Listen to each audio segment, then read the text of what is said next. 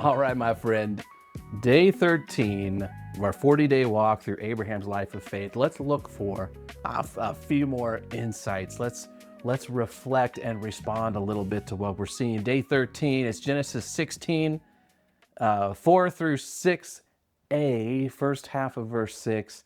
And we went through our highlights. There's mine. It's all red and it's all green because this is an absolute disaster. I was going to say something else that, might get me banned on YouTube. And it's also an incredible example of grace because the story will in fact go on, even when we get wild and take matters entirely into our own hands. God doesn't give up on us, even when we are trying to play armchair God and, we really screw the whole thing up. So much of the disaster happens today because of the disregard and lack of dignity showed by everyone in the family unit to everyone in the family unit. Starting off with Hagar. Now, Hagar could be seen as a villain in this story, but she doesn't have a lot of choice. She is a slave. All right, she is enslaved, so she does what she's told to do. That makes this story, it's even more dark, right? You start using human beings as tools to accomplish your plans instead of valuing them with the dignity and honor they deserve as beings created in God's image. You know what I'm saying? That is just unacceptable. And again, there have been attempts throughout history to be like, well, look, the Bible's got slavery. The Bible does not put it in a good light. It's not good. Every person is supposed to be valued with the dignity that we would treat God himself with if he were present. That's how important people are to God. And so today, Hagar treated with so little dignity, being treated like a tool. All right, well, that ends up causing all kinds of problems.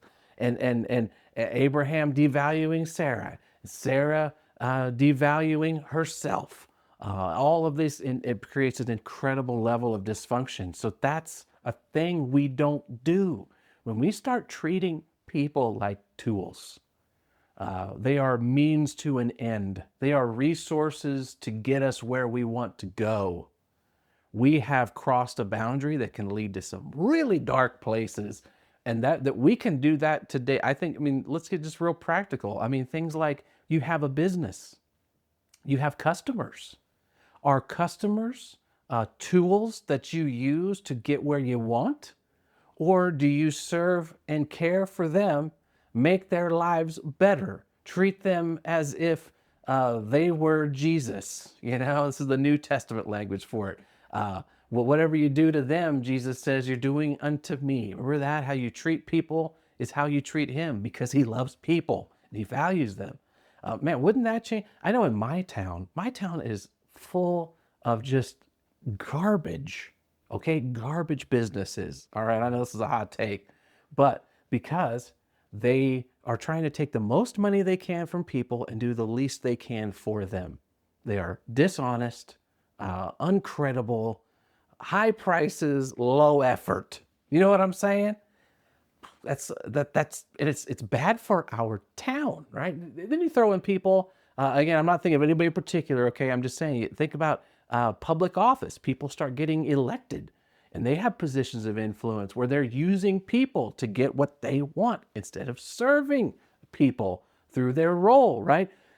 Now you get into family situations where people, people have kids because they need the validation of having a kid. They're not thinking, I'm going to care for this person, this little image of God that's been created, that I've been entrusted. Instead, I'm using them as an accessory to make me feel good about my life, right? These are, or a spouse, or it goes on and on. This is core. So we don't miss that here today. I know I kind of ranted there for a second, but look, how we treat people matters. It's why when Jesus is later asked, what's the greatest commandment? What's the thing God ranks most important? And he says, love God with all your heart, soul, mind, and strength. And there's another one that's equal to it. It's love your neighbor as yourself. If you really care about people and you value them, and then you see how you treat them is how you are also worshiping and valuing God Himself. It will change everything about how you see yourself and other people, right? And Abraham and Sarai and Hagar and all this is a drama-filled, crazy example of what happens when all that's disregarded and we just treat people like tools to get what we want. All right? So that's one thing. And then here's one final thing here to think about. I know I'm throwing out maybe some tough stuff today, but this must be discussed.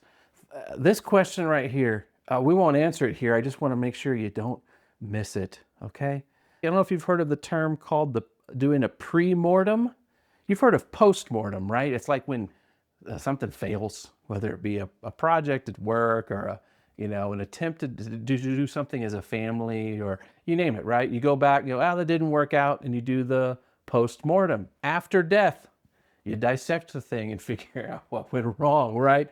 Well, there's such a thing as a pre-mortem, all right? And that's where before the things happen that you don't want to see happen, you imagine that it fails, and then you go through the work of figuring out if it failed, why? What would happen to make this fail? That's my question here. It's the pre-mortem.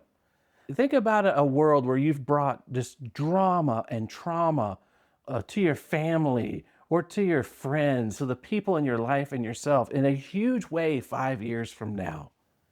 Like it just falls apart and you're embarrassed and ashamed and questioning, what went wrong and will I ever be okay again?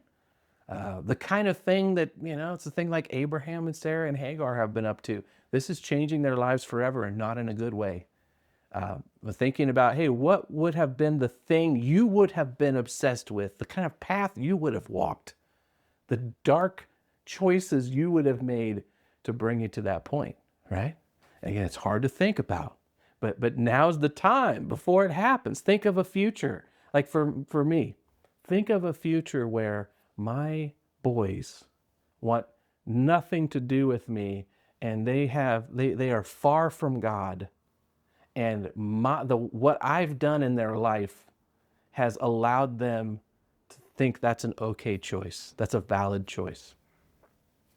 That's the pre-mortem, right? What have I done? What did that look like? And then I go, let's not do that. All right. So here's a moment. We get to look at Abraham and Sarah and Hagar, and we go, man, that would have been great if they would have thought ahead. But where's this going to lead? What good could come of this? They didn't, but we can. We don't have to follow in their footsteps, right? And that's what I circle here today as we wrap this up. The big idea today, hey, look at this. Trust God's timing, people. It keeps life healthy and simple. Abraham and Sarah, they follow shortcuts and creative solutions that were acceptable for their time and place. But man, that going down the shortcut path exacts a toll they never wanted to pay. It's going to take time. We're going to see that play out.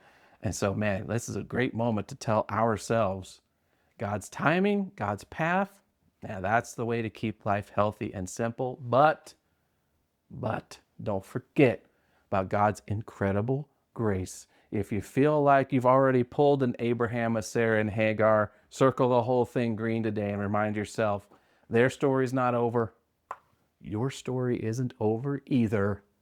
But today's a great day to think about changing your path so that the things that are shameful for you now, you feel embarrassed about now, don't write your future. Choose a different future. Choose a future where you respect yourself and God enough to treat yourself and the people around you with the dignity that they deserve.